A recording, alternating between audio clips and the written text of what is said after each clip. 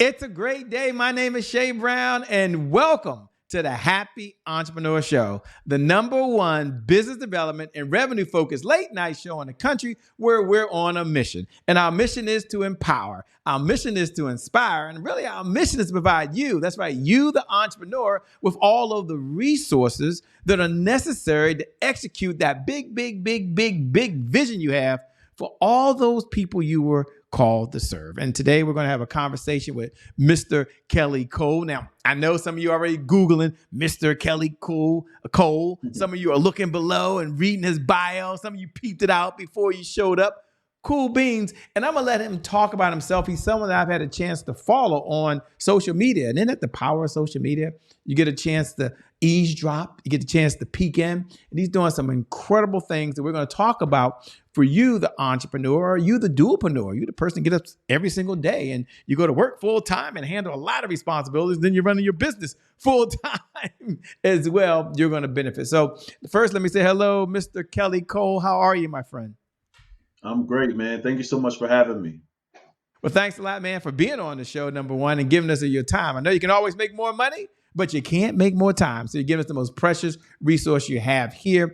They're going to find you at MrKellyCole.com. They're going to go over there, I know. But let me just address the elephant in the room, because I know you do branding, you do marketing, you published you are the publisher, Mr. Is that right? Yeah, the publisher. Take a moment first and just answer this question if you can. Then we'll get into your background, how cool and famous you are. Why do folks struggle with publishing a book? I mean, everyone talks about it.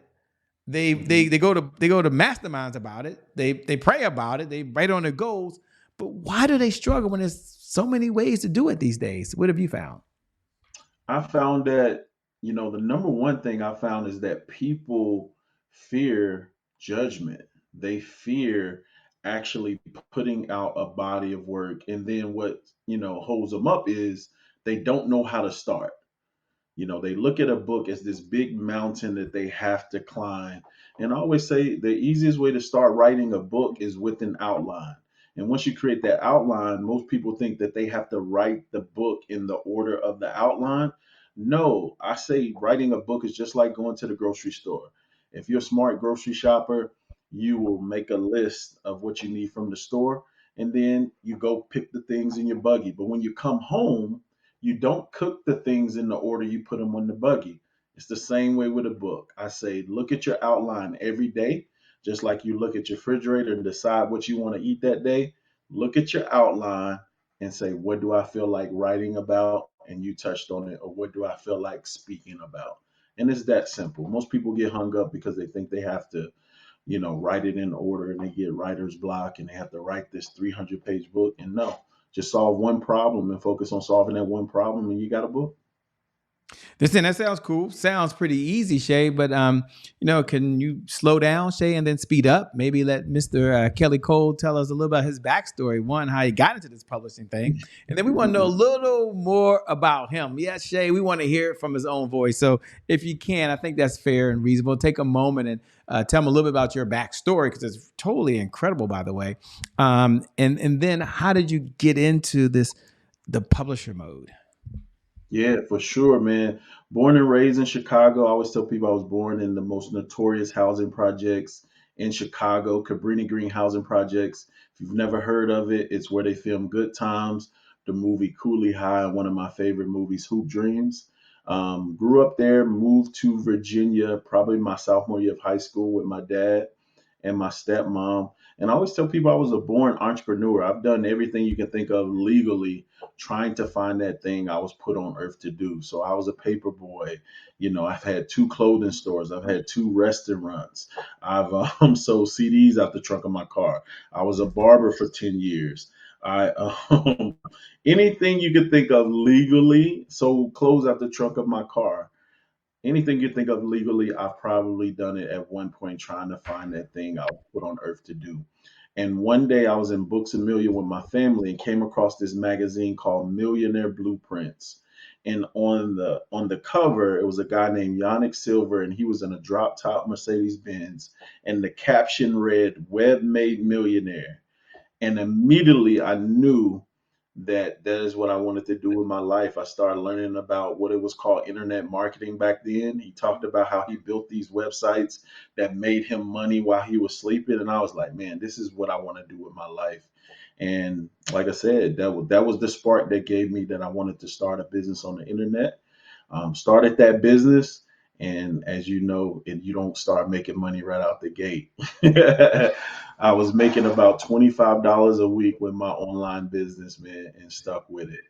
But that's how I got started. Now, how I got into book publishing, right around the time that ABC introduced the TV show Shark Tank, I fell in love with the show and start recording all of the episodes and taking notes. And one of my friends asked to borrow my notes, and they said, "Yo, this will make a great book, and you should actually interview the sharks." And I was like, "That's a great idea." So I emailed all of the sharks on Shark Tank.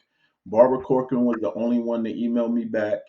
We hit it off so well. I asked her to help me get an interview with Damon. She put me and Damon in a group text, and she said, "Hey, Damon, this guy's a great guy. Give him an interview." Damon immediately responded. I interviewed Damon, Barbara Corcoran, transcribed those interviews, took them, packaged them up with my notes, and that became my first number one bestseller on Amazon. And from that day, my inbox was flooded with people asking me to publish and help them write their books. That's how I got into book publishing. Now, when you first had a chance to do those interviews, and you put it and you started getting it printed up, or I should say, transcribing it, Mhm. what was the challenge between, you have it, is now transcribed, but then isn't it that next step where you have to get it published, you have to get it edited, you have to get it into, I guess, onto Amazon? Were you able to do all that yourself, or did you have to reach out and get some help? Because some folks are always getting ready to get ready. They might say, well, okay, Shay, I've got some stuff written, but darn, how does he find a publisher? Darn, someone has to edit it. Darn, I've done that before. I recorded something, sent it, had it transcribed, it came back, and it was just transcribed, right? So take a Right. moment, tell us a little bit about that second half of the part that you're really, really good at. Yeah. So, like I said, that's why they got me. They don't have to worry about all of that. I have That's why writers I that want you to actually tell them. I interview want you to you. tell them about it. Yeah. Yeah. Yeah, I have writers on my team that will actually interview you and write the book for you. You ain't got to worry about the transcriptions. You ain't got to worry about none of that. We do the editing, the writing, formatting, book cover, ISBN number, distribution. We put it on everywhere that anybody can buy your book. So Amazon, Barnes and Noble, Books a Million, Walmart, Target. We put it everywhere. And so back when I started and I did it my first time, of course, yep, I had to go find an editor, and I found an editor who wasn't so good. My book had so many mistakes in it, and the formatting was messed up. So I learned a lot just doing it myself. But one thing I learned is that, doing nothing changes absolutely nothing, but doing something changes everything. Once I decided to do something, I was able to improve upon it. And I live by this quote, like, you don't have to get it right, you just got to get it going. Once you get it going, you can always improve upon it. So I was able to put up a revision copy, hire another editor, hire another formatter, and get the book, re-uploaded and, get more sales and better reviews. But which is why my company was birthed, is to help those who have this idea, this burning desire to write a book. And we've created a step-by-step, process that'll help anybody get it done. And it don't take all day to get it done either. I love that, and you also have this other unique perspective because you're familiar with branding and marketing, and so one of the things that makes, I believe, you one of the things that makes you unique and different is, yes, you're gonna get it done. I guess the old adage, if a tree falls and no one's in the forest, doesn't make a sound, right? Yeah. You're able to add on the branding piece as well as a marketing component, and that's a whole piece that I believe separates you. That's why I like the Mr. Publisher piece as well, because you can help publish it and do some things on the back end. Branding means different things to different people. Marketing means different things to different people. Take a moment, if you can, and kind of share your view of the world on what is the definition of branding and what's the definition of marketing and how that relates to the book, for you, the publisher, who also can handle the back office piece of it.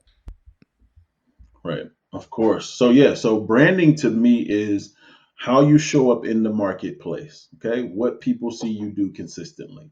That's why I go Mhm. by the publisher, Mr. Kelly Cole. I do several other things, but I want you to know primarily I am a book publisher. So it's very important to me that you see me publishing books. The jerseys in my background, that's on purpose. Those are my clients. Those are people, those are guys, NBA college players that I actually publish their books. That's branding. Now, marketing is how you get in front of your target market and your niche. Now, your book takes you from brands you as an expert and creates you as authority. And I always tell people you can't spell authority without spelling author first. There's so many people who are trying to brand themselves without a book, and they're losing hundreds of thousands of dollars by not allowing that book to go before them and help them show up in the marketplace stronger and as that expert.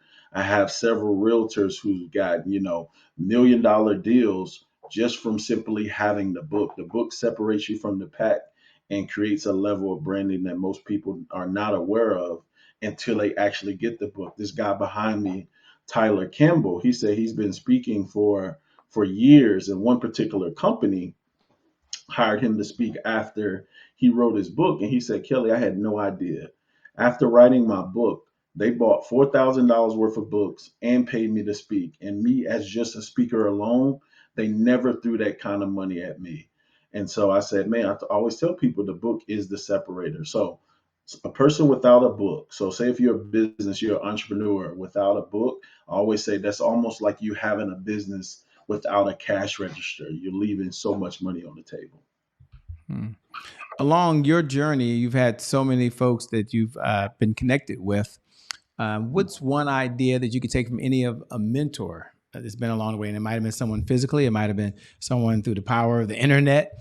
You said, Yeah. Shay, this is a lesson I learned from this mentor that I want to pass on to your audience. And you get to lean in because you get the benefit from advice that he's taken from his mentor, and he's going to Yeah. pass it on to you as it relates to business and or life. Yeah. So one of my first mentors when it came to internet marketing is a guy named Matt Basak. And Matt followed me online for years. And he said, one day he hit me up. He said, Kelly, what do you do? And I was like, what do you mean what I do? And I was like, you don't know I publish books? He was like, no. He said, number one, you don't talk about it, nor does your name reflect what you do. He said, I just see you posting all this stuff about your son and his music. And I was like, wow. He said, you know what? You should go by the publisher. So here's what I learned from that. You need to be known for one thing. Even if you do a whole bunch of other things, you need to be focusing and become the expert and known for that one thing first. And then once they get to know you, you can introduce all the other things that that people, you can help people with. But being known for that one thing and becoming an expert and going deep into that one thing and being known for that has made me hundreds of thousands of dollars by shifting my focus to be known as the publisher, Mr. Kelly Cobra. Because before that, I had a company called Primetime Marketing where we did websites, we did logos, we did this. But because I wasn't an expert at one thing, people couldn't refer people to me, nor did they trust that I can take care of them.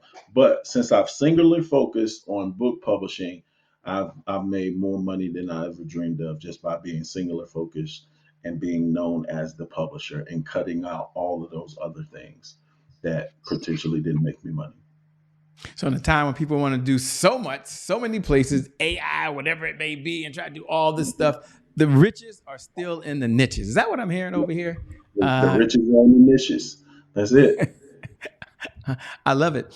Take a moment if you can. Talk about the new book you have coming out. Is it out? I saw the pre-order.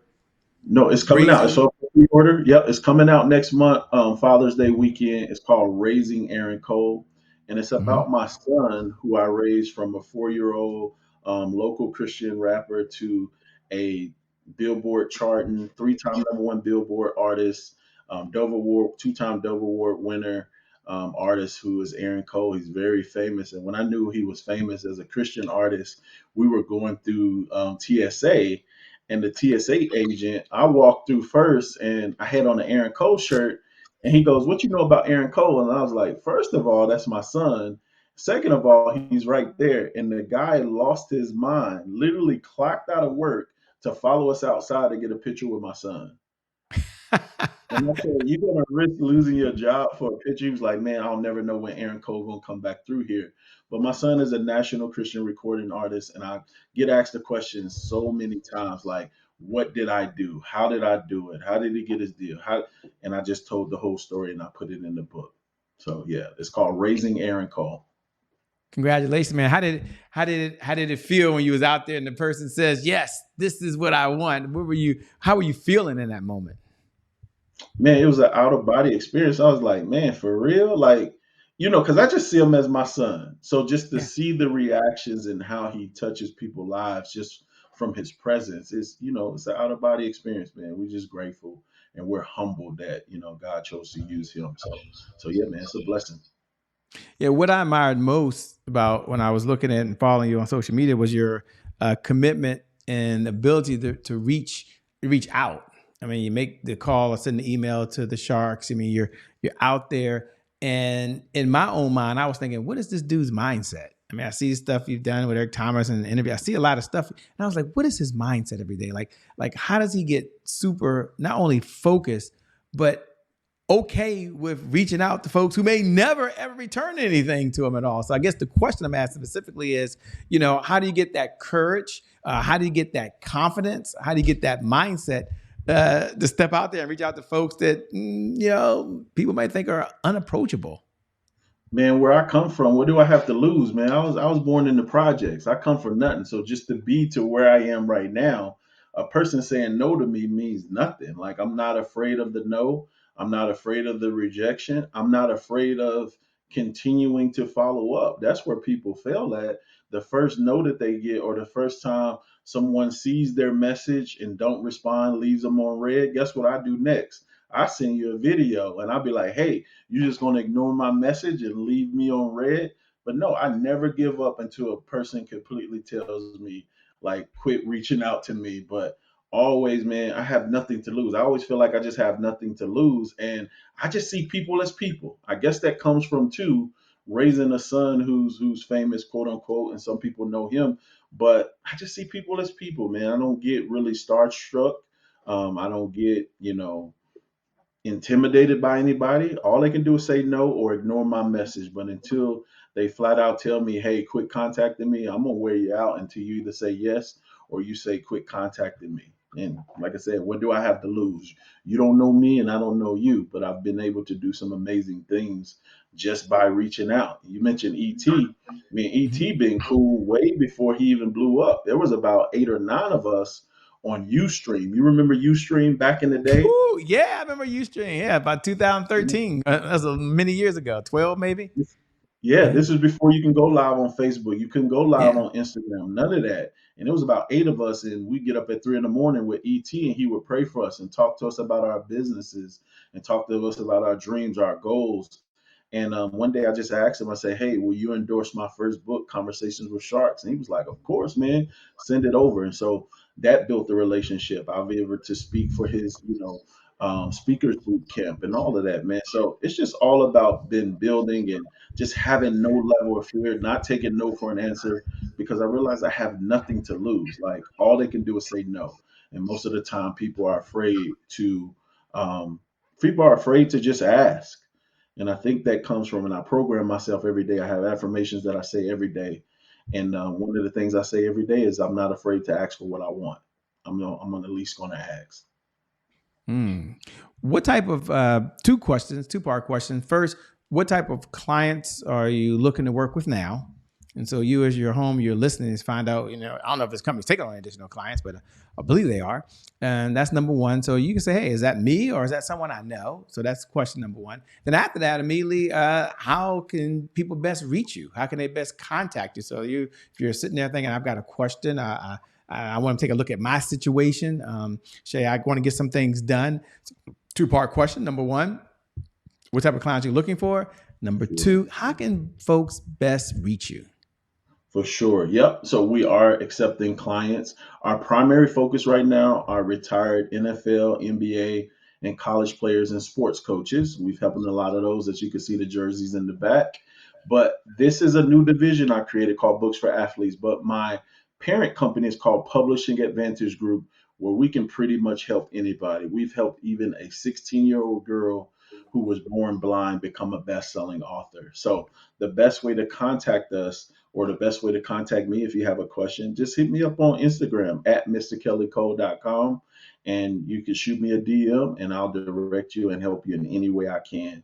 And then, of course, there's links in the bio to free trainings and, free webinars, free case studies, and a whole bunch of other stuff. But the easiest way to connect with me, I'm always on social media, as you know, bro.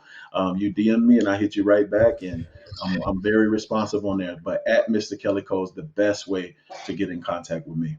Very honest. Reach out to him today. Was it today? Wasn't it today? I believe, or Yep. yesterday. Reached out to him. I saw it. I know you're in the Marquell Russell circle, by the way, someone I Sure. know and Yep. had a chance to hang out with, and just an amazing human being.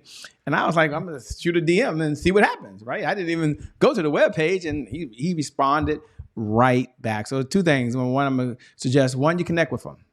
Worst case scenario, you have a conversation and it's not a good fit. You say, okay, well, you met someone you might be able to collaborate with, right? Best case scenario, we look up, it's months down the road, maybe 3 months, 2 months, 6 months, whatever the number is, and you've got this book, and this book is doing some amazing things for you, and it becomes one of the legacy pieces that you leave behind.